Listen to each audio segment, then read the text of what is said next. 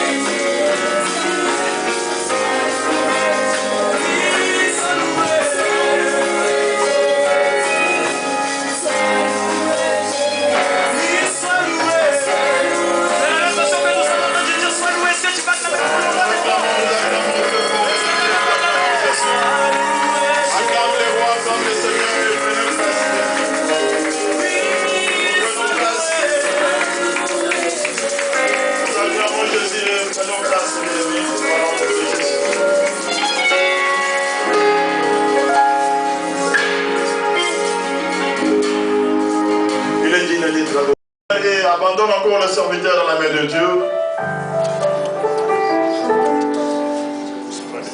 Priez, bien-aimés, priez et laissez ce moment dans les mains du Seigneur. Jesus.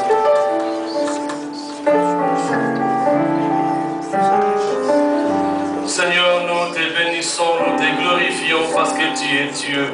En dehors de toi, il n'y a pas un autre. Tu es inégalable et incomparable. Si nous sommes là, c'est une grâce. Notre souffle, c'est une adoration pour toi, Jésus. Que la gloire te revienne, Père. Un moment merveilleux que tu nous as accordé, Seigneur. Un moment que nous ne pouvons jamais trouver ailleurs. Car David a dit, mieux vaut un jour devant ta présence que 1000 ailleurs. Merci, Seigneur, pour ces temps que nous allons passer encore une fois avec toi. Où nous allons écouter ta parole, Seigneur Jésus.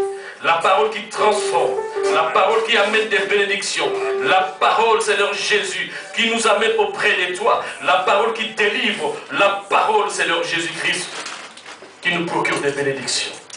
Merci encore, Père. J'ai béni l'Église et toute l'Église, mon Seigneur. J'ai béni tous les cultes, Père des gloires, qui sont en train de se dérouler en ce moment.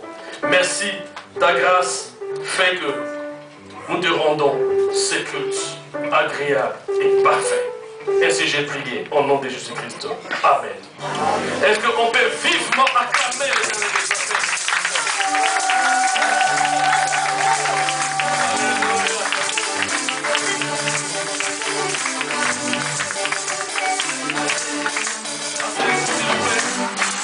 On peut s'asseoir, bien-aimé.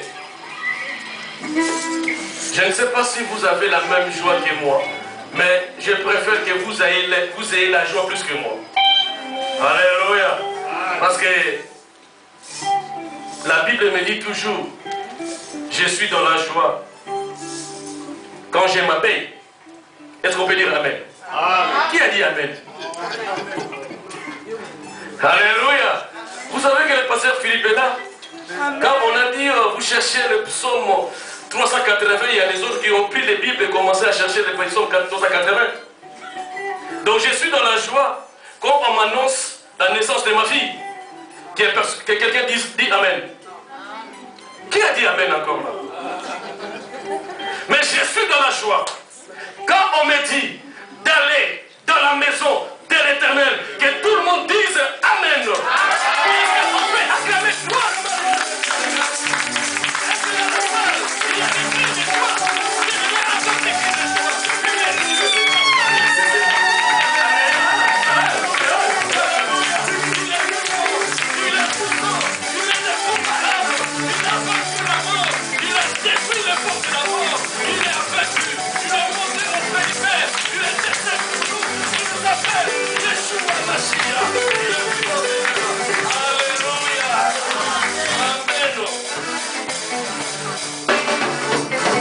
Bien-aimé Seigneur, si tu ne trouves pas la joie dans les cultes, il sera difficile que tu trouves la meilleure en dehors du culte. Amen.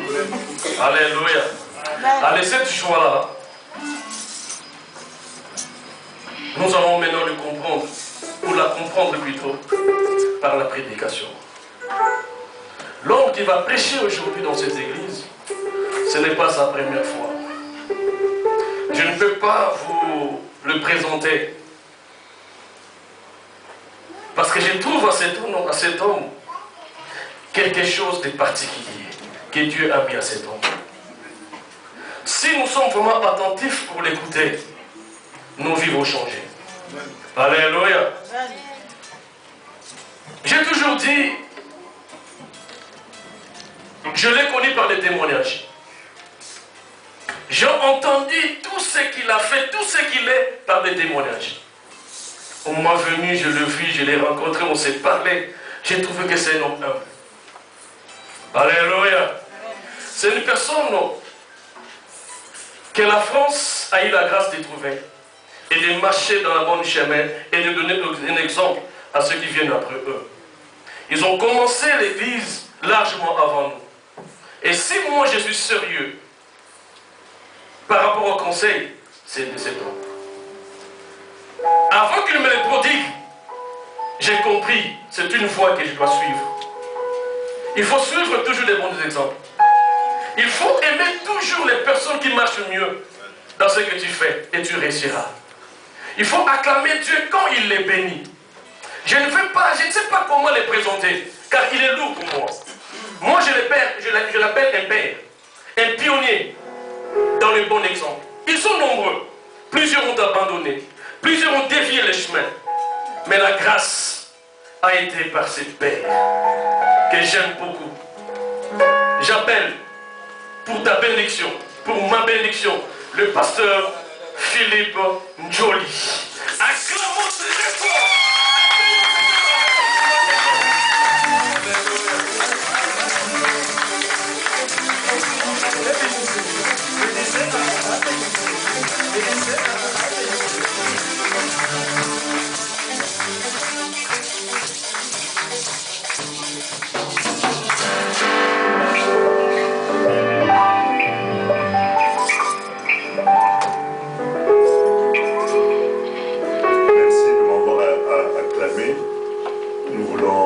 La gloire à celui qui mérite et celui qui fait ces choses, le Seigneur Jésus. Nous l'élèvons, s'il vous plaît. Nous pouvons acclamer le Seigneur.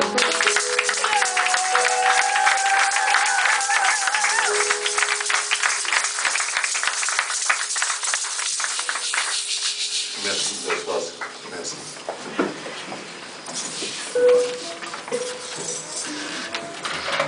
J'ai pas demandé au chant,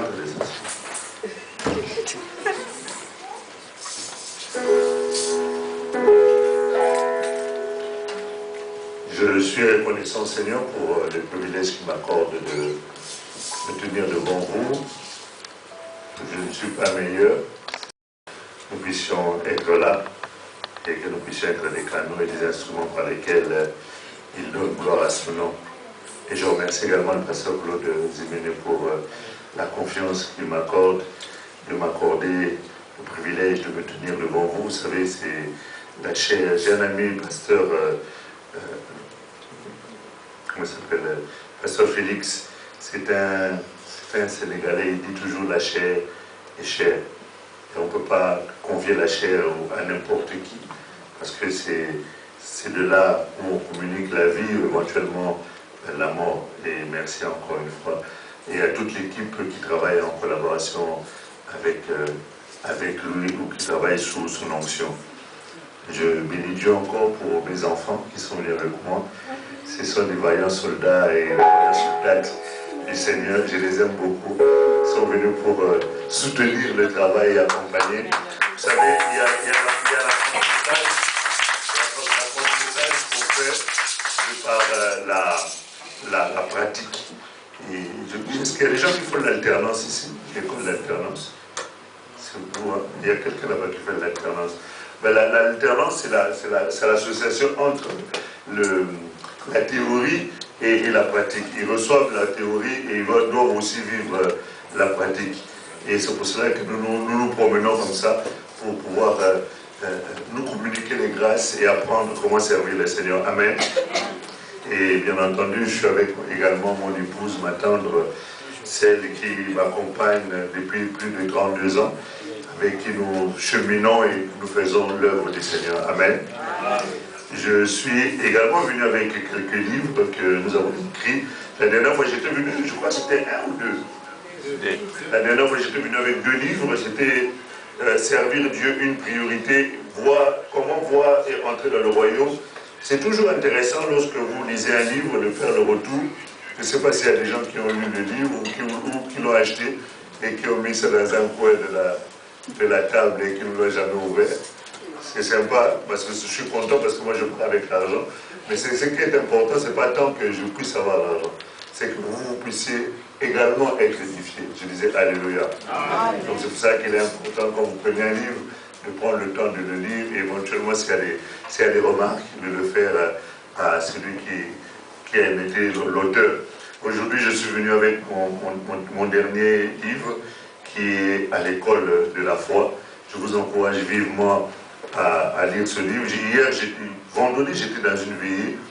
J'ai tenu une veillée, une sœur qui est venue me voir, qui m'a dit, pasteur, tu sais, j'avais j'avais des difficultés pour avoir des enfants et on a fait une insémination artificielle et j'ai perdu l'enfant. Mais heureusement que j'avais ce livre. Quand je l'ai lu, ça m'a tellement soulagé, fortifié, encouragé, que ça m'a permis encore de me tenir debout et de croire que Dieu est capable de faire quelque chose à ma vie. Alléluia. Moi je dis vraiment Alléluia. Tu ne peux pas partir de ces lieux sans te procurer au moins ce livre-là si tu n'as pas la possibilité de prendre les restes ou si tu les as déjà. Amen. Bien, nous allons incliner nos têtes, nous allons prier le Seigneur. Seigneur, notre Dieu, tu es glorieux. Vous connaissez? Il faut apprendre. Les chants doivent connaître beaucoup de chansons. Nous devons faire Seigneur, notre Dieu, tu es glorieux. Nous adorons et nous t'aimons. Que la terre s'établisse sur la terre. Les œuvres proclament ta grandeur. Nous te bénissons, ô Dieu Tout-Puissant. Tu es vivant et tu reviens. Et nous te bénissons, ô Dieu Tout-Puissant. Ton règne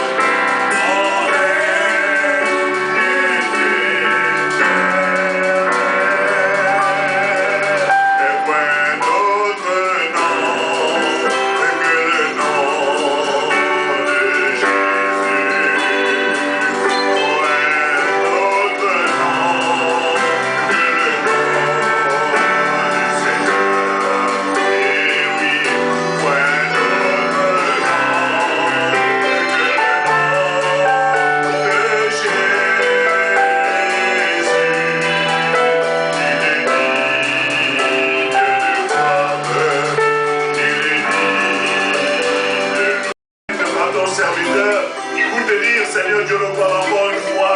Donne gloire à ton nom. La Bible déclare dans leur détresse, ils invoquèrent l'Éternel. Et l'Éternel envoya sa parole. Seigneur, ta parole crée, ta parole, Seigneur, guérit, ta parole libère, ta parole fait sortir de la fosse, ta parole donne, Seigneur Dieu, le roi, une nouvelle opportunité. Ta parole, Seigneur, change de situation. Et nous voulons, au travers de la parole de ce jour, oh Dieu, tu puisses, Seigneur, impacter le cœur, impacter une vie, impacter un ministère, impacter, Seigneur, une femme, un homme, un enfant, et faire en sorte que sa vie ne soit plus jamais la même. Reçois la révérence, l'honneur, la puissance, le règne, l'élévation et l'adoration à toi qui vis et qui règne à jamais, devant lequel tout esprit est soumis parce que tu es l'esprit supérieur. Règne en Seigneur en tant que maître au Dieu et que tout le Seigneur de nos rois soit tout sous ton contrôle. Gloire à ton Saint-Nom, louange à toi, l'unique véritable Dieu. C'est l'un de nos précieux glorieux, de celui qui a vaincu la mort et la puissance de la mort, que nous avons ainsi prié, nous disons tous Amen. Amen, amen. Monsieur le pasteur. Gloire à Dieu. Merci Seigneur. Nous sommes heureux, merci beaucoup. Maintenant vous allez pouvoir vous asseoir. Gloire à Dieu. Merci. Tu peux juste jouer une petite musique de fond. Nous avons la lourde charge de parler après plusieurs intervenants sur ce sujet qui nous a été donné à sur lequel nous sommes appelés à intervenir, qui est opération, 2 points, faire échouer le plan du diable. C'est ça le message qu'on m'a donné, ou le sujet qu'on m'a donné pour développer ce matin. Je dois vous avouer que c'est un sujet qui est très vaste, parce que au travers de ce sujet, en fait, ça donne plusieurs pistes et ça nous pousse à parler sur plusieurs sujets pour pouvoir comprendre ou étayer le sujet. Ça demande à ce qu'on puisse ouvrir un peu plusieurs fenêtres. Mais le temps qui nous est imparti, nous voulons ouvrir juste une fenêtre concernant le sujet sur lequel on nous a donné à parler ce matin. Opération, faire échouer le plan du diable. Je suppose que ça doit être peut-être le thème de l'année ou peut-être le thème d'un semestre qui est sur lequel vous êtes, le Seigneur vous conduit et vous devez travailler dessus. Nous sommes sur le livre de Luc au chapitre 22 du verset 31 au verset 32. Nous faisons la lecture. Simon, Satan vous a réclamé pour vous passer au crible comme le blé. Moi, j'ai prié pour toi, afin que ta foi ne disparaisse pas. Et toi, quand tu seras revenu à moi, affermis tes frères. Parole du Seigneur. Amen. Merci de vous asseoir. Opération, faire échouer le plan du diable. Opération, faire échouer le plan du diable. Alors, dans ce passage de Luc au chapitre 22, verset 31 à 32, c'est une conversation, un échange. Jésus est un homme de dialogue. Jésus aime beaucoup parler et il aimait beaucoup discuter. Dans le livre de Matthieu, chapitre 16, on voit Jésus aussi en train de discuter avec ses disciples. Mais là, il était en train de communiquer en même temps une information à Satan, plutôt à Pierre. Pierre ignorait l'information. Pierre ne savait pas ce qui s'est passé. Vous savez, il y a beaucoup de choses qui se font dans nos vies que nous ignorons, mais que Dieu connaît. Et pour lesquelles le Seigneur intervient sans même que nous soyons informés qu'il avait intervenu. C'est-à-dire, si Jésus n'avait pas dit à Pierre, Pierre, j'avais prié pour toi, Pierre n'aurait jamais su que Satan était en train de réclamer. Vous savez qu'il y a plusieurs vies ici que Satan réclame, mais tu ne sais pas qu'on est en train de réclamer ta vie. Donc, un des sujets qu'on peut parler ici, c'est le sujet de la réclamation de Satan par rapport à ta vie. Il y a comme ça des réclamations qui sont liées au fait que tu es né dans une famille et que cette famille-là a eu des pactes. Et ces pactes-là, même si tu es devenu chrétien, réclament ta vie. Ça peut être des pactes qui ont été mis en place, qui réclament à ce que vous soyez toujours des célibataires. Que vous ne puissiez jamais réussir dans la vie. Que vous ne puissiez jamais évoluer dans la vie. Vous ne puissiez jamais avoir une stabilité dans la vie. Que vous ne puissiez jamais réussir dans la vie. Même si vous vous mariez, vous n'aurez pas d'enfant. C'est ça comme ça, des espèces de réclamations qui sont suspendues dans le monde spirituel et qui te réclament. Parce que tu es enfant de Dieu, tu arrives quand même à te marier. Mais ton mariage est constamment sous menace. Parce qu'il y a des réclamations qui se font. Et ces réclamations font que dans ta relation avec ton mari, pour peu qu'il ne soit pas affermi, dans ta relation avec ton mari, vous vous disputez pour des sujets quelquefois qui semblent inutiles. Mais en fait, parce que tu ne sais pas, il y a certaines réclamations qui se font dans le monde des ténèbres qui font que vous puissiez vous disputer de manière à ce que ces réclamations-là puissent avoir leur accomplissement, que vous puissiez vous séparer. Ça peut être, vous avez fait des études, vous avez réussi dans les études, vous avez un master 2, mais vous vous rendez compte que le travail que vous faites ne correspond pas au niveau d'études que vous avez fait. En réalité, tu fais des démarches à gauche et à droite, tu te rends compte que tu ne perces pas. En fait, ce sont ces type là de réclamations, qui sont en train de te demander, qui sont en train de te rechercher, qui ont une influence dans ta vie sans que toi tu le saches. Je disais Alléluia. Et c'est comme ça, c'est pour ça que ce sujet-là, il est très vaste. Il y a plusieurs petits points comme ça qui sont importants à comprendre pour comprendre que pour faire échouer le plan du diable, il faudrait préalablement comprendre c'est quoi les plans que le diable a fait. Or, Pierre ici était ignorant du plan du diable par rapport à sa vie. Comme beaucoup de choses, comme beaucoup de personnes qui ignorent. La Bible dit que mon peuple périt par faute de connaissance. Le fait de ne pas avoir la connaissance et l'information des choses spirituelles ou des choses d'en haut font que nous sommes victimes de ces choses.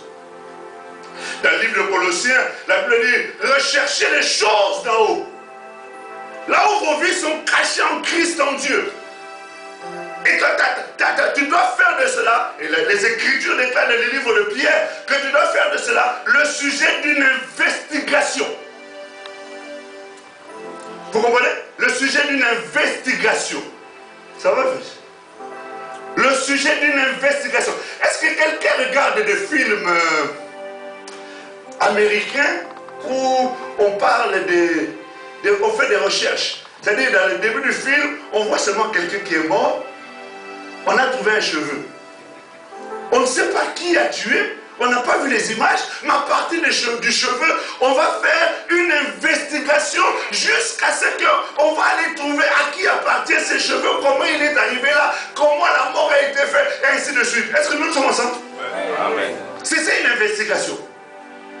Ceux qui sont les polices, qui font la police, qui sont policiers, eux peuvent comprendre mon langage. Et là, on a fait de ces choses-là le sujet d'une investigation. C'est-à-dire les choses d'en haut doivent être le sujet d'une investigation. C'est-à-dire une recherche méticuleuse, une recherche profonde pour comprendre les choses qui sont cachées. Parce que la Bible dit que Dieu est un Dieu qui se cache. Mais la force d'un prince, c'est de le trouver. Je disais Alléluia. Or, pour trouver, ça demande une implication. Ça demande un investissement de sa personne. Il y a trois types de prières. Il y a une prière qu'on appelle la prière de demander, il vous sera. J'ai pas entendu. Vous êtes avec moi ou pas? Vous n'aimez pas ce que je dis? Bon, si vous n'aimez pas, j'arrête, je vais m'asseoir. Il y a la prière de Matthieu chapitre 7. Demandez, il vous sera. Après, on passe à une autre dimension. La deuxième dimension, c'est quoi? Cherchez et vous. Vous voyez? Et la troisième dimension, c'est quoi? C'est frapper et l'on vous ouvrira. Vous comprenez que dans un premier temps, quand tu demandais, tu ne fais pas d'effort. Quand on demande, on ne fait pas d'effort. On fait juste, est-ce que tu veux me donner? C'est celui qui te donne, qui lui a dû chercher pour te donner. Mais la deuxième phase, on dit maintenant, chercher. Et quand on dit chercher, ça veut dire que tu dois prendre du temps, de l'énergie, tu dois fournir un effort pour pouvoir trouver la chose que tu recherches. Est-ce que nous sommes ensemble? Amen. Je suis en train de vous donner juste des préalables par rapport parce que je n'ai pas encore commencé mon sujet en fait. Je suis juste en train de te faire comprendre que c'est un sujet qui est que Dieu te bénisse l'homme de Dieu pour avoir eu cette inspiration-là. Certainement, les choses que je suis en train de dire, peut-être que ceux qui sont passés avant, je ne les ai pas écoutés. Ils ont peut-être parlé déjà de ces choses.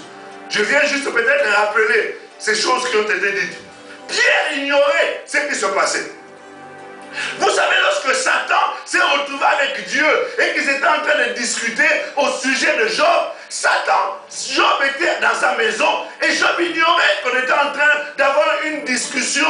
Il y avait un conclave, il y avait un temps d'échange entre Dieu et Satan à son sujet. Pierre aussi ignorait ce qui se passait.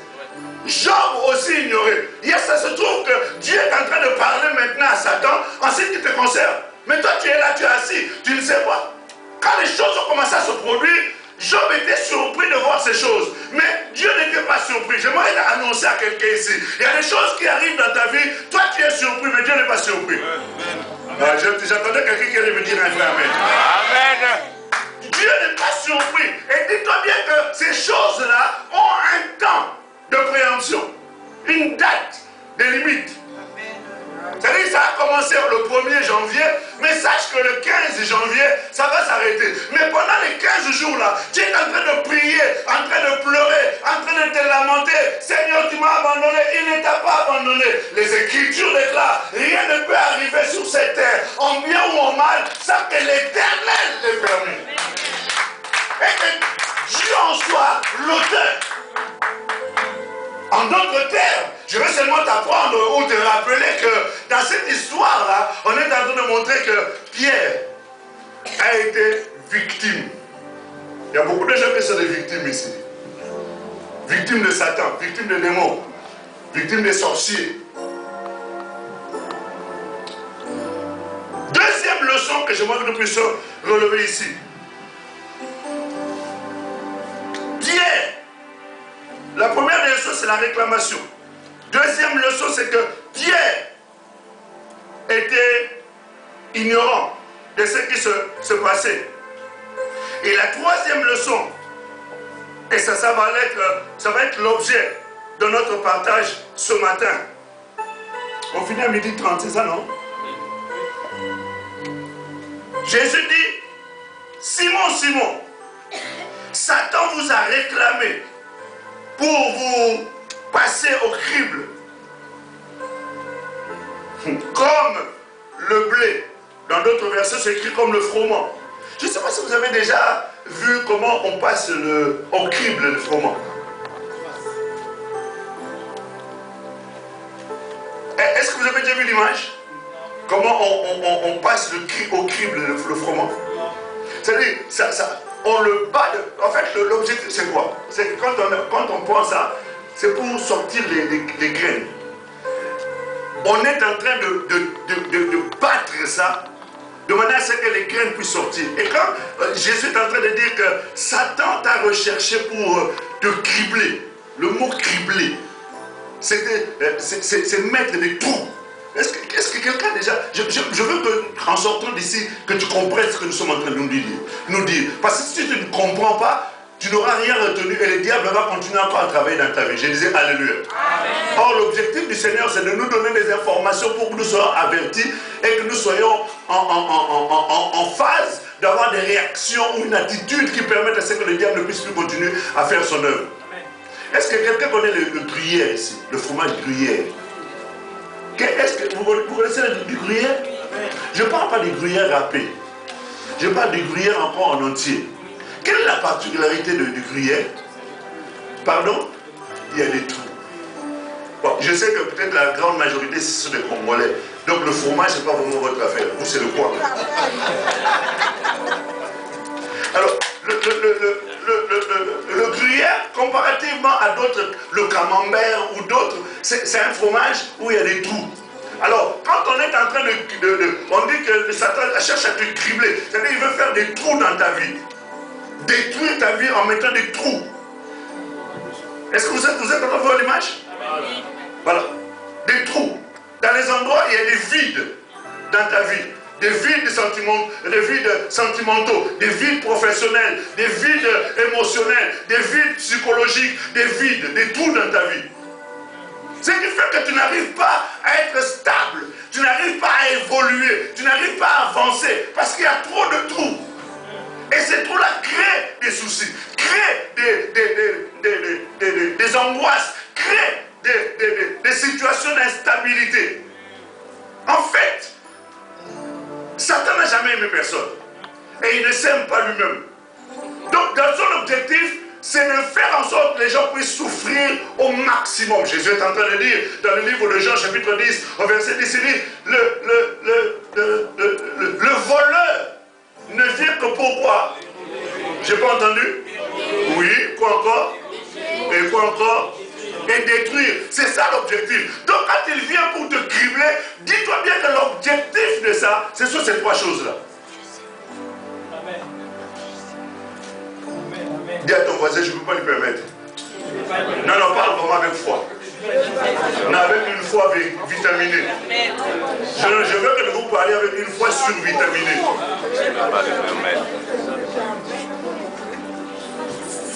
Et Jésus dit le remède à cela, par rapport au plan, par rapport au projet, par rapport au piège que le diable avait voulu mettre en place, il a prié. Mais qu'est-ce que le diable recherchait en fait quand il voulait le cribler? Jésus nous donne une réponse. Il nous dit qu'il cherchait à te cribler. Et moi j'ai prié pour toi afin de quoi? Ta foi. C'est ce que le diable recherche dans ta vie. Il cherche à atteindre ta foi. Il cherche à affaiblir ta foi. Il cherche à détruire ta foi. Tu sais que tu peux venir ici, être régulière, mais sans foi. Et quand tu viens ici sans foi, tu repartiras aussi main vide. La Bible nous dit dans le livre d'Ésaïe, chapitre 55, à partir du verset 1, plus jusqu'à plus bas, il dit, venez acheter gratuitement. Mais quand Dieu nous demande d'aller gratuitement, il y a quand même une monnaie d'échange. La monnaie d'échange, c'est quoi? C'est la foi. Et donc c'est pour cela que le diable fera de son mieux pour que ta foi défaille. Les Écritures déclarent dans le livre d'Hébreux au chapitre 11, au verset 6, la Bible dit, sans la foi, il est quoi? Il est impossible. Il est impossible. C'est-à-dire, ce n'est pas possible, ça ne peut pas se réaliser, ça ne se fera jamais. Donc quand le diable attaque ta foi, il arrive à voir ta foi, tu n'es plus agréable à Dieu. Tu ne plais plus à Dieu. Et tout ce que Dieu a horreur, il le rejette. Donc sans la foi, tu ne peux pas obtenir de la part du Seigneur quelque chose. Les Écritures déclarent dans le livre de Jacques, au chapitre 1, au verset 5, jusqu'au verset 8, il dit, si quelqu'un manque de sagesse, qu'il le demande. Mais qu'il le demande sans douter et avec foi. Je vois personne écrire. Hein? Vous allez retenir tous les versets que je suis en train de donner là.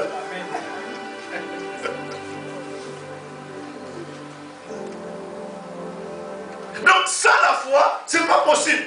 La Bible a fait tout un livre, tout un chapitre concernant la foi. Hébreux chapitre 11. Lisez ce chapitre. On ne parle que de la foi. Donc le diable sait que si je t'attaque et j'arrive à toucher ta foi, c'est fini. Ta vie chrétienne, elle est nulle. Ta vie chrétienne devient faible. Et donc tu deviens accessible à tout ce qui je peux projeter comme attaque. Souvenez-vous, dans le livre d'Éphésiens chapitre 6, à partir du verset 12, pendant qu'on est en train de donner la tenue du soldat, on a donné un élément qui est quoi? Le bouclier. Donc sans le bouclier, tous les traits enflammés du diable vont t'atteindre. Mais pour que les traits enflammés du diable ne t'atteignent pas, tu as besoin du bouclier, qui est la foi. Tu comprends que quand le diable attaque ta foi et qu'il arrive à avoir ta foi, tu deviens accessible parce que tu ne peux plus te protéger. Ta foi te protège. Ta foi est une couverture. Ta foi est un élément qui te permet, quand le diable attaque, tu fais sa part. Moi j'aime bien les films d'Avengers. Tu vois, non? Toi tu peux comprendre. Parce que eux ce sont des darons. Et ils ne regardent pas ces films-là. Et le bouclier nous permet de pouvoir nous protéger. D'ailleurs, c'est qui celui qui utilise le bouclier là, dans les héros là? J'ai oublié son nom. Capitaine américain. Vous voyez, ça vous dit rien, vous. Hein? Vous, c'est si on dit Mangobo, Saï, ça va vous causer. Ou Maman Kalunga. Donc, avec le bouclier, ça te permet d'arrêter les traits enflammés du diable. Est-ce que nous le comprenons bien? Amen. Comprenez que le plan du diable, si Jésus n'avait pas prié, on n'aurait jamais parlé de Pierre. Pierre n'aurait pas eu la carrière ou le ministère qu'il avait eu, qu'il a aujourd'hui. Quand nous parlons des hommes de Dieu, nous parlons de Pierre. Et c'est une référence. Pourquoi? Parce qu'il y a eu l'intervention. Notre thème aujourd'hui, c'est quoi? C'est l'opération faire échouer le plan du diable. Mais comment les plans du diable ont échoué?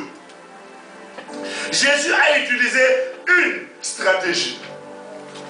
La stratégie de Jésus, il a dit, le diable t'a cherché, mais moi j'ai prié.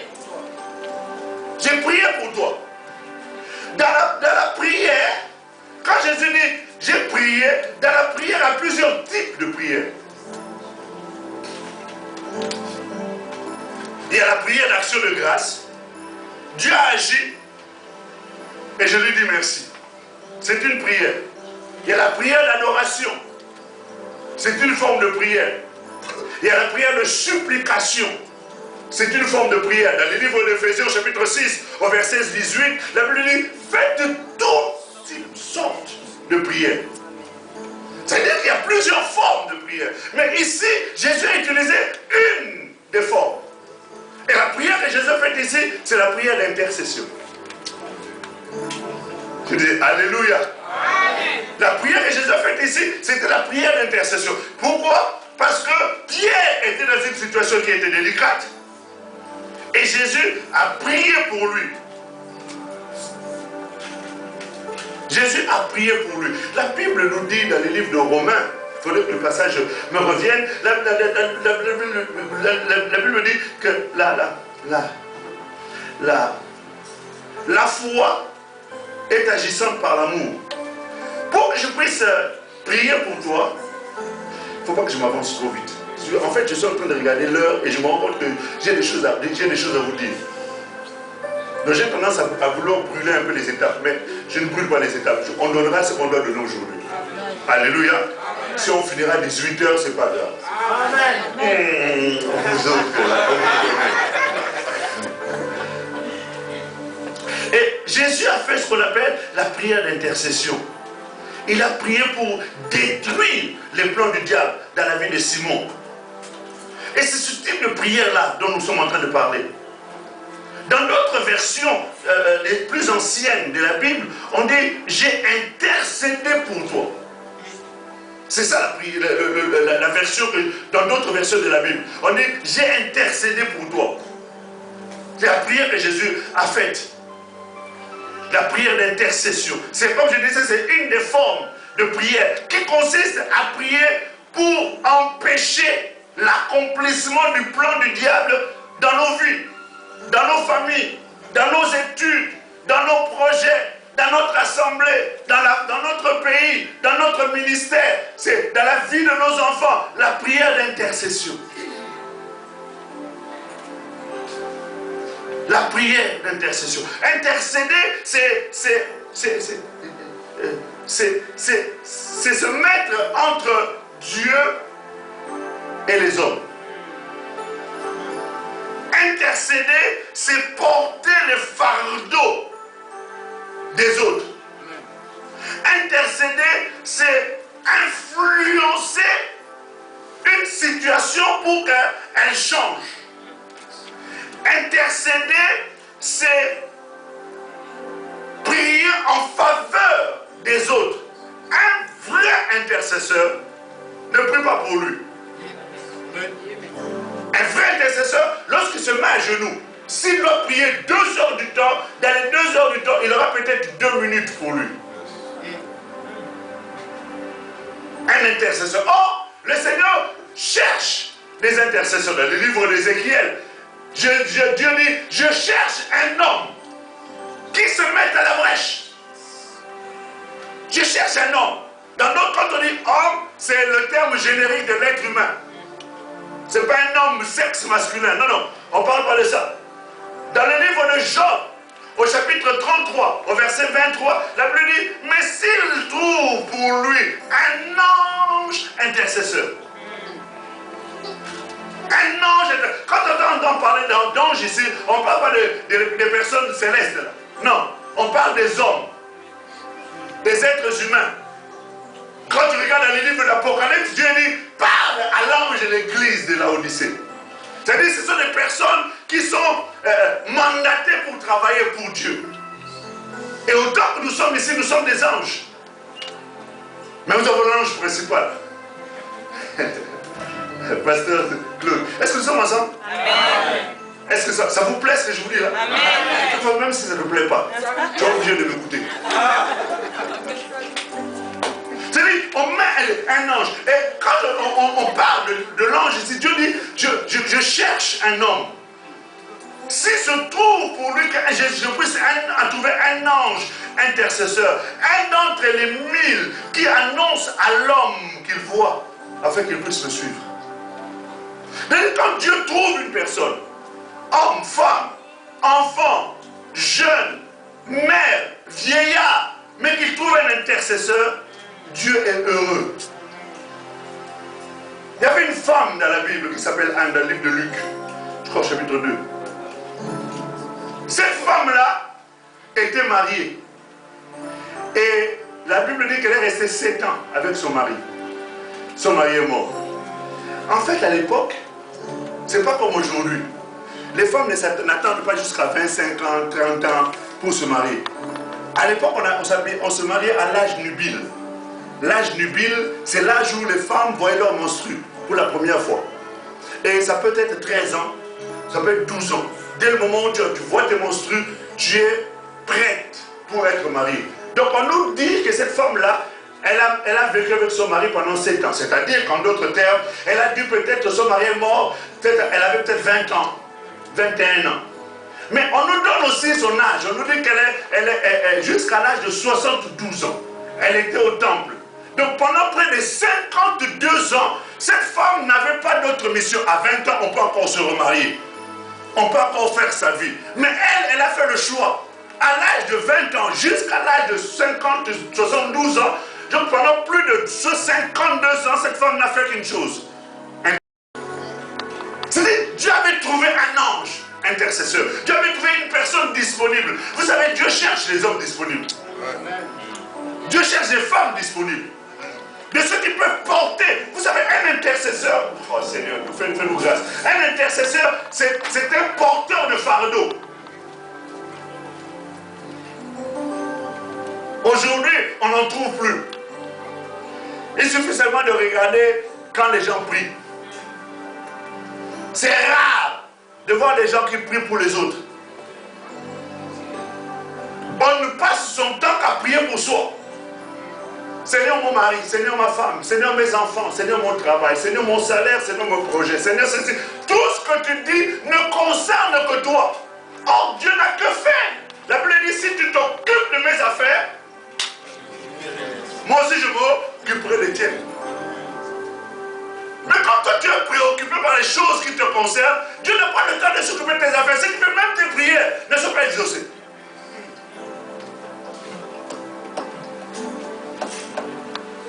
Vous savez, quand quelqu'un prie pour soi, Dieu lui donne un seul pain.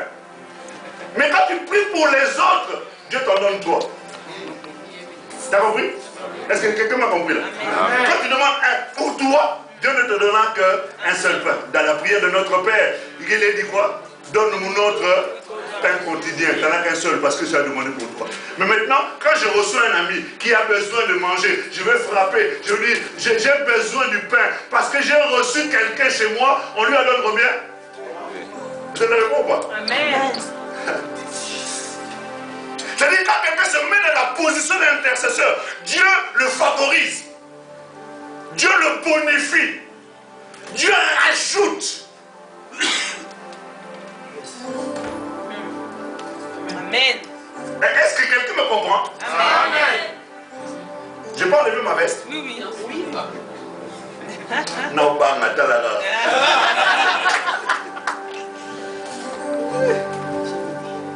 Dieu le bonifie. Dieu donne beaucoup plus lorsque quelqu'un se met à la position d'intercesseur. Je disais Alléluia. Amen. Non, je disais vraiment Alléluia. C'est-à-dire que quand nous sommes en train de regarder dans la Bible, ce mot-là, intercéder,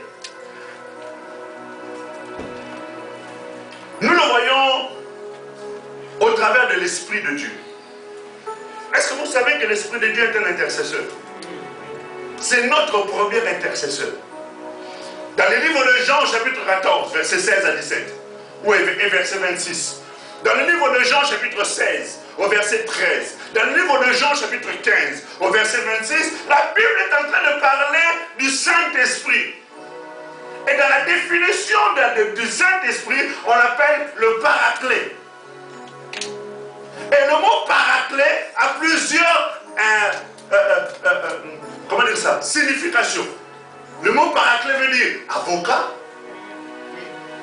Le mot paraclet veut dire défenseur. Et dernier mot, avocat, défenseur et intercesseur.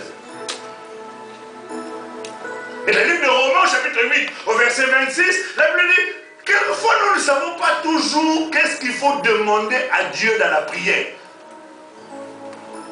Nous sommes toujours ensemble. Amen.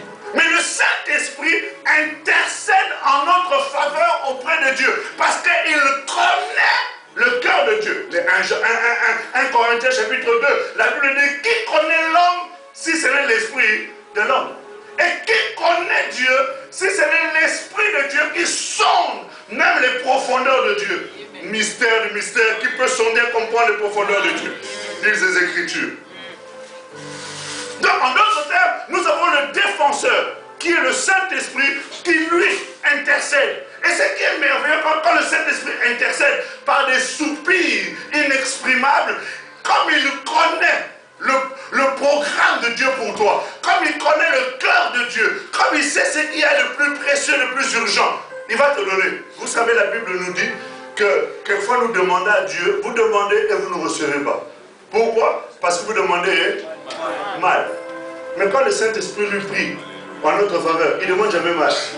Il demande toujours la bonne chose. Et ce qui est merveilleux, c'est que le Saint-Esprit, c'est l'Esprit de Jésus. Et Jésus, devant le tombeau de Lazare, dans le livre de Jean, chapitre 11, il dit, Père, je sais que tu m'exauces. Alléluia. Amen. Est-ce que nous sommes ensemble? Amen. Quand le Saint-Esprit intercède dans ta faveur, c'est toujours exaucé. Je disais Alléluia. Quand j'étais vraiment entendu, Alléluia. C'est un sujet qui est important. À comprendre que, oh pasteur, que Dieu te bénisse. L'opération détruire le diable. L'intercession. Et le Saint-Esprit intercède pour nous. Donc, ceux qui prient en langue, ce sont des intercesseurs, mais qui ne se connaissent pas. Parce que la Bible nous dit que celui qui prie en langue dit des mystères à Dieu. Et dans ce mystère-là, il est en même temps en train d'intercéder en ta faveur et en faveur des autres. Je ne sais pas si c'était déjà arrivé. Pendant que tu es en train de prier en langue, subitement, tu ressens une profonde joie qui t'envahit, mais tu ne sais pas pourquoi tu es content. Une profonde joie qui t'envahit. En fait, c'est le Saint-Esprit qui est en train d'intercéder en faveur d'une personne et tu ressens dans ton esprit l'exaucement. Ça, ce sont des expériences que tu dois vivre. Amen. Parce que tu es un enfant de Dieu. Amen. Il y a même d'autres moments où tu es en train de prier, tu ressens, tu es en train de pleurer, mais tu ne sais pas pourquoi tu pleures. En fait, tu ressens la douleur, tu ressens ce qu'on appelle la compassion, des entrailles de compassion et de miséricorde par rapport à une personne. Nous sommes en train de parler d'un sujet très capital. Et je bénis encore Dieu pour ton serviteur qui a été inspiré par rapport à ce thème. Ça paraît simple, opération détruire les œuvres, et puis on va s'arriver. Au nom de Jésus, Satan, oh non, non, il faut comprendre d'abord. Amen. De peur que tu pries n'importe comment, et que tu finisses finalement, tu dis, mais comment se fait que je peux être exaucé? C'est normal. Tu pries sans intelligence. La Bible dit qu'il y a plusieurs types de zèles. Il y a des ailes sans intelligence. Et quelquefois il y a même des ailes amères.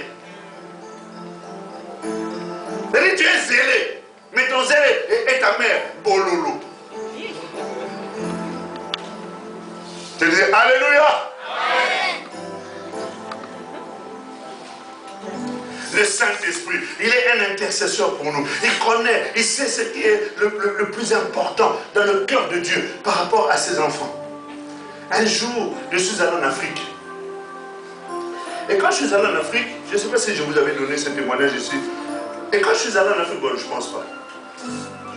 J'avais laissé ma femme, j'étais parti en 98.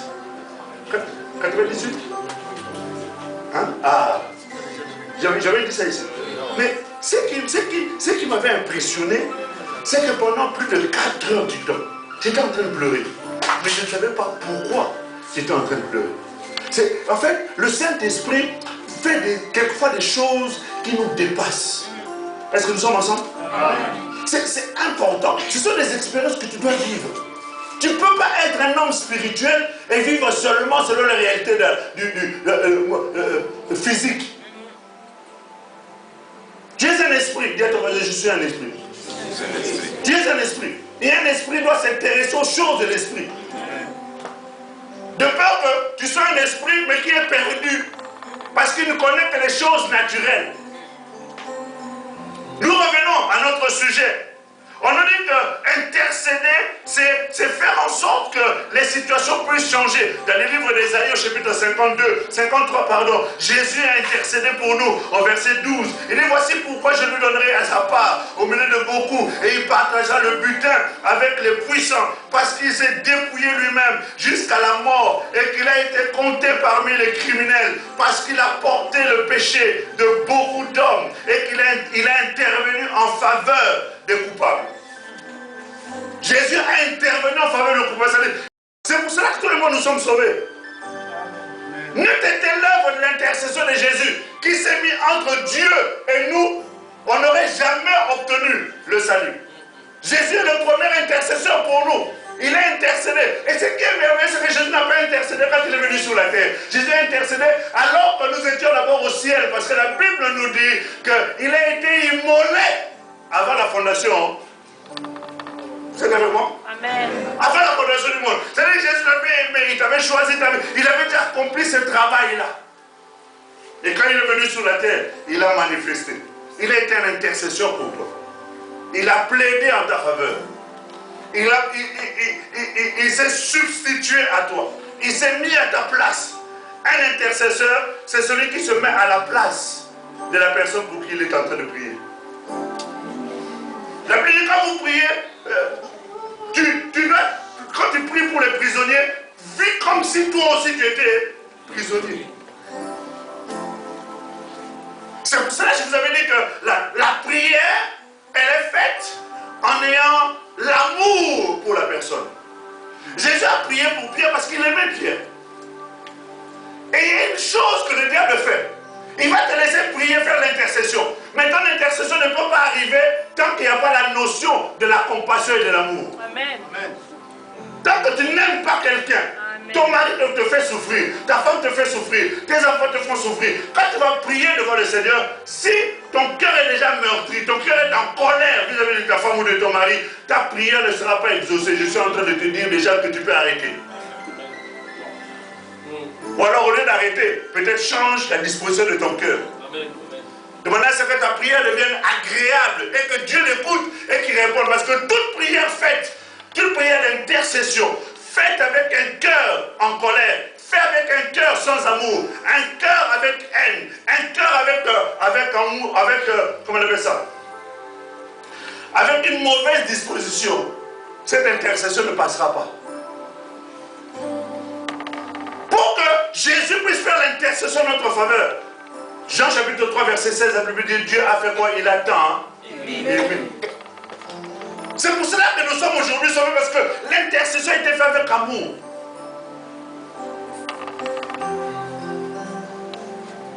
Nous sommes toujours ensemble. Amen. Opération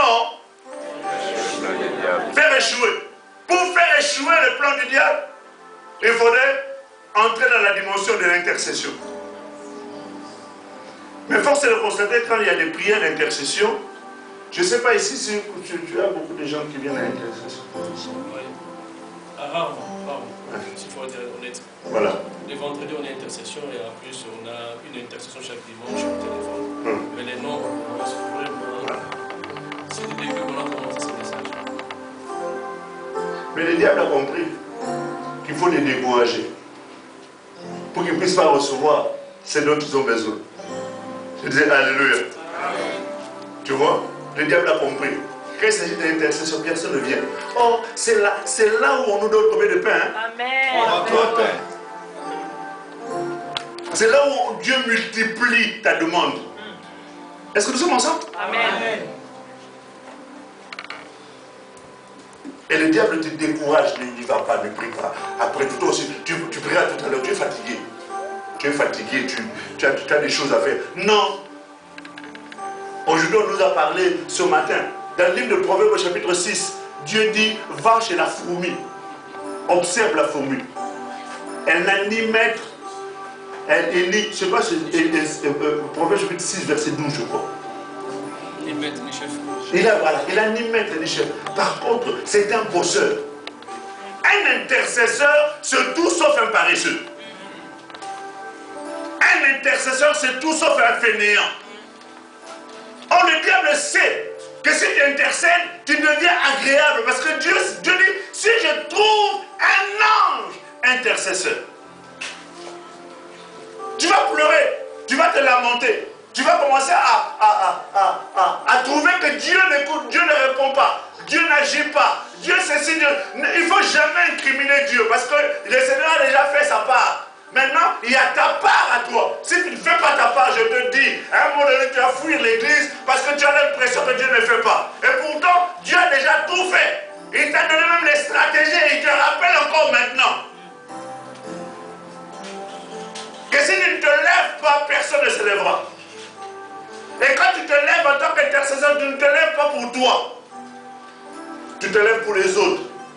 Et à chaque fois que tu te lèves pour les autres, Dieu se souvient de toi. J'attendais un amen. Amen. Le mot intercéder en hébreu, c'est le mot paga. Paga, P-A-G-A.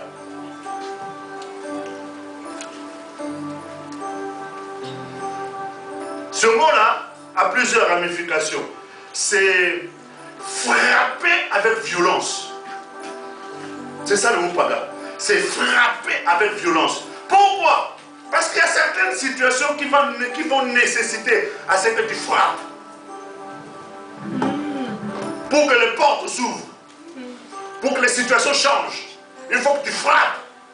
Et tu frappes, non pas comme l'apôtre Paul dit dans le livre de 1 Corinthiens chapitre 9, il dit, je frappe. Non comme à l'aventure. Je frappe. Non pas comme battant l'air.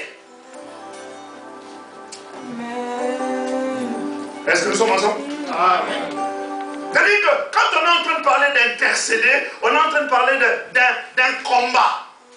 C'est pour ça qu'il faut frapper. Parce que celui qui est en face de toi, lui n'est pas venu pour blaguer. Il est venu pour cribler.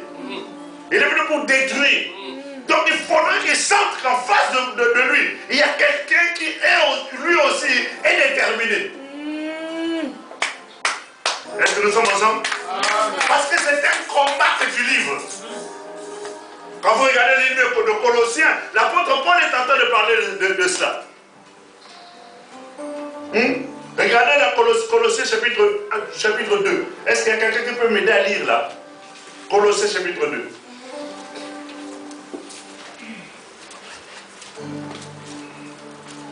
Vas-y. Chapitre 2, versets 1 à 2. Je veux en effet que vous sachiez à quel point il est grand le combat que je soutiens pour vous. Alléluia, attends un peu. L'apôtre Paul est en train de parler ici. Nous avons dit que une des dérivations du mot paga, qui veut dire intercéder, c'est frapper avec violence. C'est livrer un combat pour quelqu'un. Et l'apôtre Paul est en train d'illustrer ça. Il dit quoi? Combien et quoi? Relis. Je veux en effet que vous sachiez à quel point il est grand le combat que je soutiens pour vous. Comment il est grand le combat que moi, apôtre Paul, je soutiens pour vous. C'est-à-dire que l'apôtre il s'est mis à la place d'un intercesseur et il parle à l'église de Colosse. C'est une des églises de la Bible. Et il est en train d'expliquer que c'est un combat qu'il y a dans cette ville-là. Et qu'il est en train de livrer un combat. Quand vous lisez quelque part dans la Bible, je crois que c'est dans le livre d'Éphésiens, où l'apôtre Paul dit, il a dit, j'ai combattu des bêtes féroces. J'ai combattu des bêtes féroces. C'est-à-dire, il y a eu un combat qui était avec des... Quand il dit des bêtes féroces, ce n'est pas des animaux. Il est en train de parler des démons. Amen. Mais ce sont des démons guerriers, des démons puissants, qui viennent pour essayer de détruire. Satan t'a réclamé. L'apôtre Paul dit, je livre un grand combat. Et il illustre ça en disant avec des bêtes féroces. Non, ne t'assois pas. Est-ce que nous sommes en train de comprendre? Amen. Mon ami, si tu ne comprends, tu ne saisis pas ces choses-là. J'ai dit peut-être que je suis en train de faire un rappel pour toi. Parce que tu connais déjà ces choses. Mais l'apôtre est en train de dire quelquefois il est bon de nous rappeler certaines choses parce que cela nous est salutaire. Amen. Dieu, pardon. Lis encore. Je veux en effet que vous sachiez à quel il faut savoir. Il est grand le combat que je soutiens. Il est grand le combat que je soutiens pour vous. Pour ceux qui sont à Laodicée. Pour ceux qui sont à Laodicée. Et pour tous ceux qui n'ont jamais vu mon visage. Je combats ainsi afin que... Je combats ainsi. Pourquoi il combat? Parce qu'il a un objectif qu'il va atteindre. L'intercession, quand nous nous mettons à l'intercession, nous avons un objectif que nous voulons atteindre. L'objectif, c'est de voir les gens être sauvés. L'objectif, c'est de voir de nouvelles personnes arriver à l'église. L'objectif, c'est de voir les gens qui étaient perdus et qui n'aimaient pas Dieu. C'est d'être touchés par la parole de Dieu. C'est lorsque le pasteur est en train de prêcher, toi tu intercèdes de manière à ce que la parole sorte avec force, avec puissance, avec autorité, et que les gens vont toucher de leur cœur. Et que tu puisses dire, oh Père, que ferons-nous? Et que tu puisses leur dire, répondez-vous, que certains de vous sont baptisés au nom de Jésus pour le pardon de ses péchés. Et vous recevrez le Saint-Esprit. Je disais, Alléluia. Quelquefois tu peux condamner l'homme de Dieu, oui, mais quand il prêche, on a l'impression. Mais est-ce que toi tu intercèdes? Amen. Amen. Avant de le condamner, pose-toi la question toi. Avant d'enlever la paille qui est dans l'œil de l'autre. Est-ce que toi tu as vu même déjà la poudre que toi tu as? Amen. La Bible dit, je combats pour vous. Je combats pour vous. Donc la prière d'intercession, c'est une prière qui est très importante. Pour vous, pour ceux qui sont à Laodicée et pour ceux qui n'ont jamais vu mon visage. Tu vois, qui n'ont jamais vu mon visage. C'est-à-dire que ce sont des gens qui ne connaissent pas. Quand on intercède quelquefois pour des gens que tu ne connais pas. Toi tu intercèdes pour les gens qui te connaissent. Ton mari, tes enfants, ta femme. Mais un vrai intercesseur prie pour tout le monde. Même les gens qu'il ne connaît pas. Alléluia. J'ai l'impression que vous n'êtes pas là avec moi. Tu as compris? Pour les gens qui n'ont jamais vu mon visage. Ils ne m'ont jamais vu. Mais je prie pour eux, je combats pour eux. Pour qu'ils soient unis dans l'amour. Unis dans l'amour. Deuxièmement, qu'ils soient encouragés dans leur cœur. Qu'ils soient enrichis d'une pleine intelligence pour connaître le mystère de Dieu. Aussi bien du Père que le Christ. Est-ce que vous voyez un peu l'importance de l'intercession? L'intercession permet aux gens de comprendre qui est Christ. L'intercession permet à l'Esprit de Dieu. C'est-à-dire, ça dispose et ça crée une atmosphère. Merci. Ça crée une atmosphère qui permet à l'Esprit de Dieu d'être à l'œuvre. Oh, il n'y a jamais de miracle chez nous. Mais c'est normal que, est-ce que toi tu as été intercédé pour les malades? En dehors de quand toi-même tu es malade. Seigneur, guéris-moi. Tu as dit par tes maîtres sûrs, nous serons guéris. Ben, commence à prier pour les autres. Tu verras que Dieu aussi va s'occuper de toi. Tu n'as pas demandé la guérison, mais Dieu te donne la guérison. tu es en train de le servir dans la prière. Vous me servirez, je bénirai votre pain, je bénirai vos eaux, j'éloignerai la maladie. Pourquoi? Parce que tu sers Dieu dans l'intercession. Je disais Alléluia. Amen. L'intercession permet à ce qu'il y ait l'amour dans l'église. Or, Romains chapitre 5, verset 1, la Bible dit, l'amour de Dieu est répandu dans nos cœurs par le Saint-Esprit.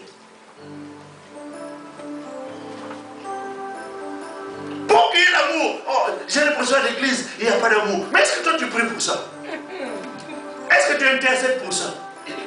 Parce que c'est le résultat de l'intercession. C'est l'apôtre qui est en train de dire, et l'apôtre des païens, l'apôtre Paul.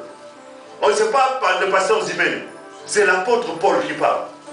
Celui à qui Dieu avait donné le privilège d'aller jusqu'au 3e ciel. Dans le corps, je ne sais pas. Si c'est en esprit, je ne sais pas. Il est en train de montrer l'importance. Parce que s'il y a une chose que le diable vole, c'est qu'il n'y a pas d'amour à l'église. Jésus dit, vous connaîtrez que vous êtes mes disciples lorsque vous aurez des Bibles avec vos mains, dans vos mains. Lorsque vous aurez quoi? L'amour, les uns pour eux, les autres. Donc dès le moment où vous n'intercédez pas, si l'amour part, il n'y a plus d'église. L'église existe parce qu'il y a l'amour. Le ciment de l'église, c'est l'amour. La force de l'église, c'est l'amour. Quand vous regardez l'église primitive, la force de cette église-là, c'est qu'ils s'aimaient tellement qu'on ne savait pas qui était pauvre, qui était riche. Tellement qu'il y avait l'amour, ceux qui en avaient beaucoup donné à ceux qui en manquaient. Est-ce que nous sommes ensemble? Amen. Nous sommes en train de parler de combattre l'opération quoi? Parce que le plan de Dieu veut qu'il n'y ait pas d'amour dans l'église. Que les gens ne s'entendent pas. Que les gens se critiquent mutuellement. Que les gens font du colportage. Que les gens appellent pour commencer à parler du mal de ceci ou de cela. Est-ce que nous sommes ensemble? Amen. Et quand toi tu vois ça, tu commences toi aussi à commencer à critiquer. Le pasteur il fait rien. Mais c'est toi qui dois prier, c'est toi qui dois intercéder. Pasteur, mais encore. Mais pasteur cherche, tu dois faire. Est-ce que nous sommes ensemble? C'est comme ça, c'est important. Les amis, quand tu n'intercèdes pas, tu es en train de dire Satan, allez, détruis. Et il ne faudrait pas que tu puisses condamner qui que ce soit. Le premier responsable, c'est toi. Dis à ton voisin, c'est toi. Non, regarde-le, vous me dites, c'est toi. Avec méchanceté, c'est toi.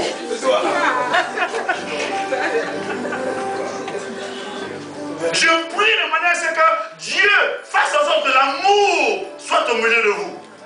Que vous soyez encouragés.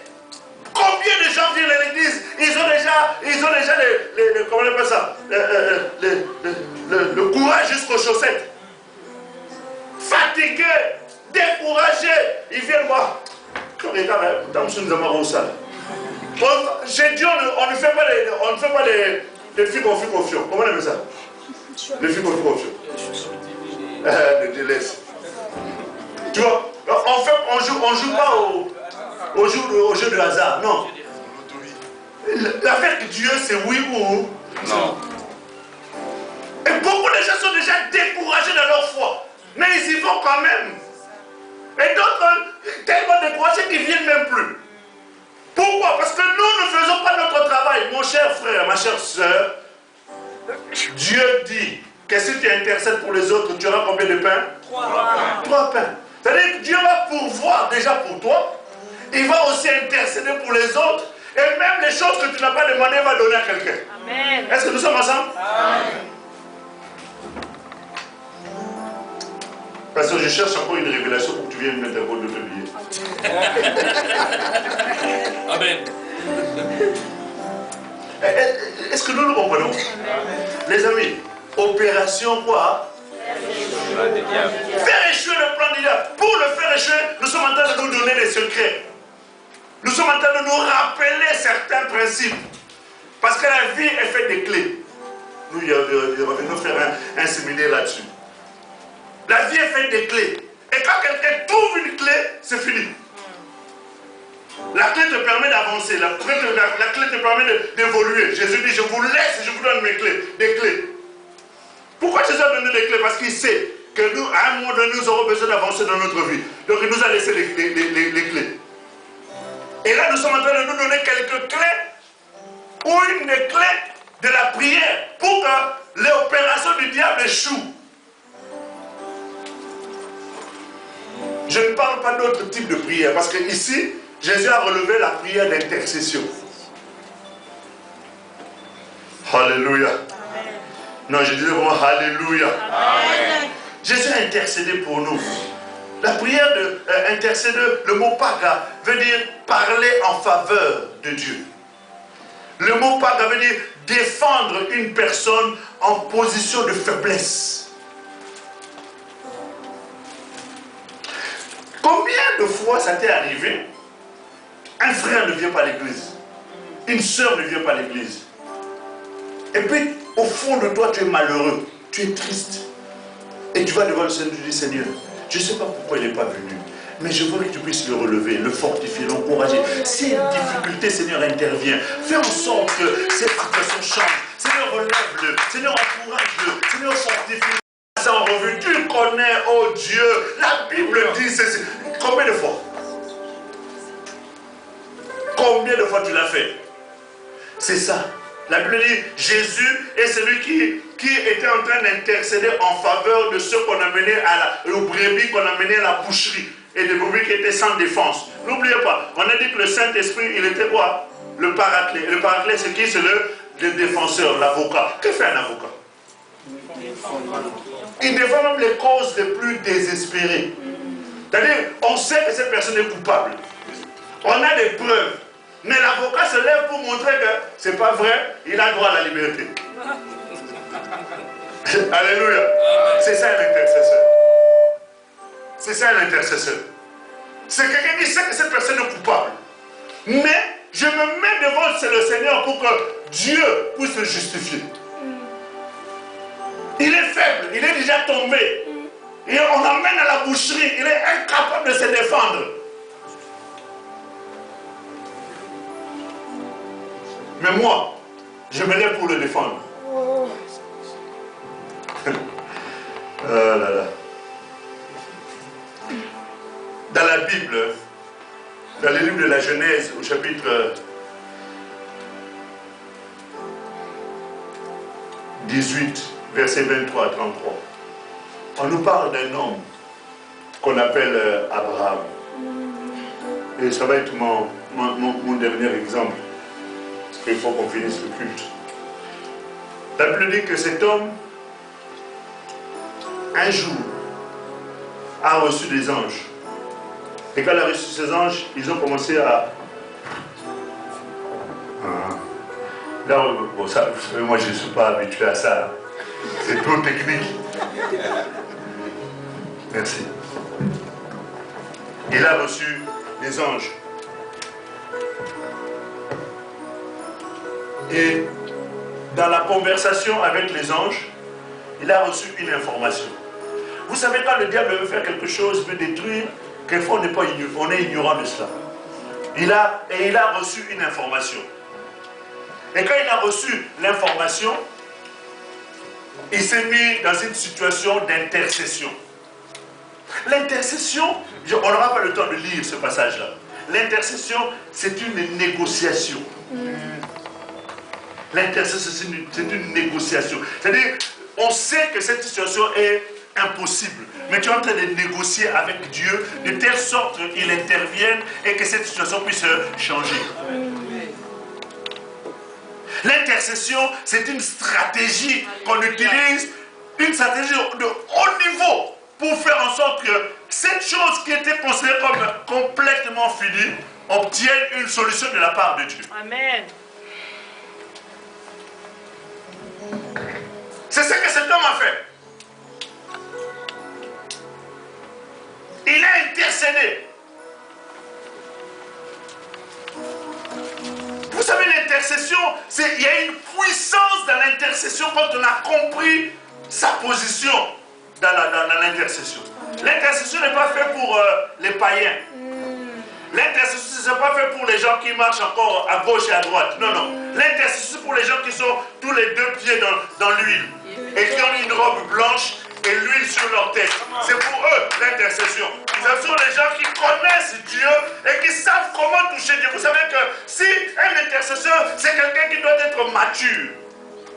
Et la maturité veut qu'il ait compris Hébreux chapitre 4 verset 12 où la Bible dit la parole de Dieu est une épée à double tranchant capable de séparer moelle et jointure, esprit et âme. C'est-à-dire que ce sont des gens qui ne marchent plus selon leur âme mais qui marchent selon l'esprit. Parce que les émotions c'est l'âme, les sentiments c'est l'âme, mais l'esprit lui ne s'occupe pas de ces choses-là. Il s'occupe de l'intérêt du royaume de Dieu. Alléluia.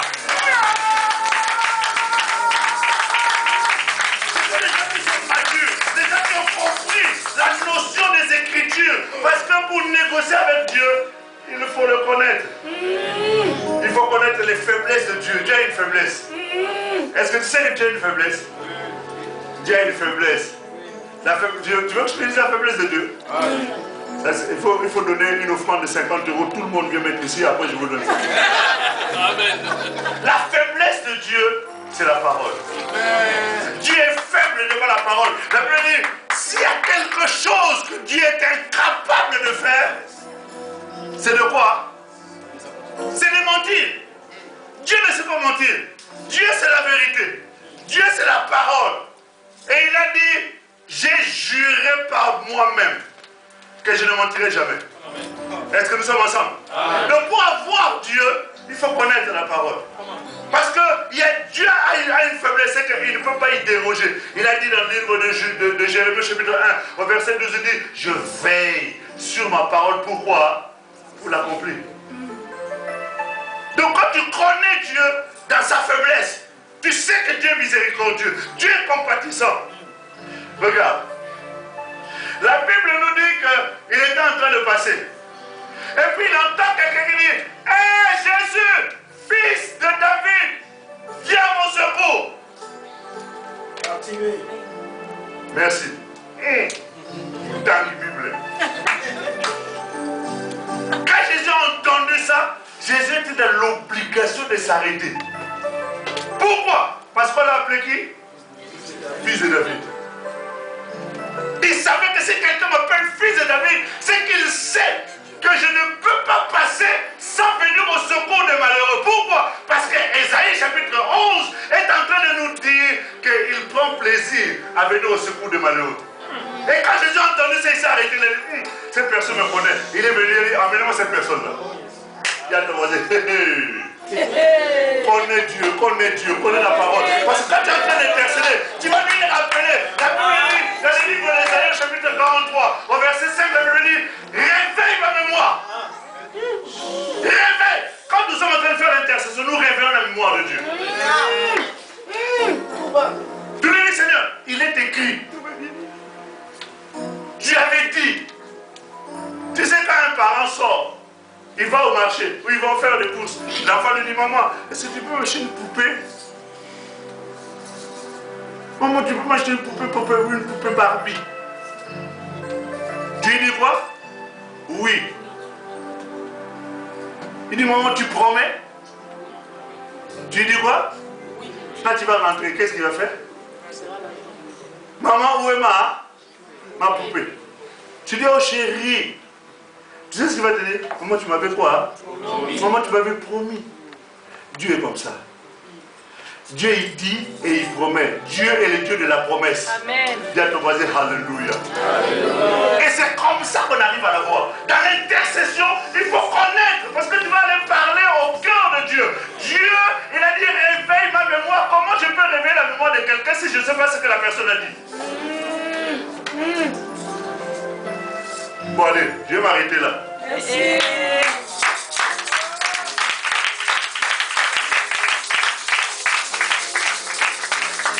Est-ce que quelqu'un a compris? Si tu as compris ça, tu as compris l'essentiel, une des parties du message opération, faire échouer. Pour faire échouer, il faut être un intercesseur. L'intercesseur a tellement de critères qu'on n'a pas le temps de tout voir aujourd'hui. Mais je t'ai donné seulement quelques éléments. L'intercession, ce n'est pas pour un groupe de personnes. Toute l'église est appelée à être une église d'intercesseurs. La dernière fois que tu t'es mis en jeûne et prière pour le salut des âmes, c'était quand? C'était quand? Ou toi tu as fait le jeûne, prière de 2 jours, 3 jours. Ta prière, ça ne concerne pas ton mari, ça ne concerne pas ta femme, ça ne concerne pas tes commerces, tes bijoux, ça ne concerne pas ton travail, ça ne concerne que le salut de... C'était quand? La dernière fois. Tu vois, c'est ça l'intercesseur. Il est en train de souffrir, de combattre pour que les âmes soient délivrées. Rien que pour la gloire de Dieu. Et quand tu fais ces choses-là, frère, Dieu sait aussi récompenser ceux qui portent son fardeau. Je dis Alléluia. Amen. Tu n'auras pas un seul pain. Et d'ailleurs, là, il ne s'agit pas du pain parce que tu n'as pas demandé du pain. On va te donner quoi? Combien de pains? 3 pains. Au-delà de l'aspect matériel, Dieu saura répondre d'une manière exacte à certaines choses que tu demandes et que tu avais demandé, même quelquefois tu n'as même pas demandé.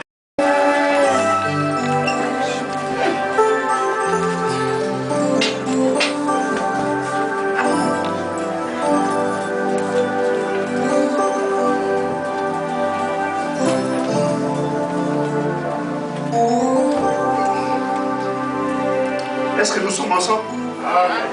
Nous allons élever nos voix. Dis Seigneur, j'ai été égoïste. Parce qu'en fait, quand tu n'intercèdes pas pour les autres, parce que tu es égoïste. Tu ne penses qu'à toi. Tu penses au tien. Tu sais, l'amour a plusieurs dimensions. La dimension de la hauteur, de la profondeur, de la largeur et de la longueur. Je vais t'inviter à aller écouter ce message-là sur les dimensions de l'amour de Dieu, les 4 dimensions de l'amour de Dieu.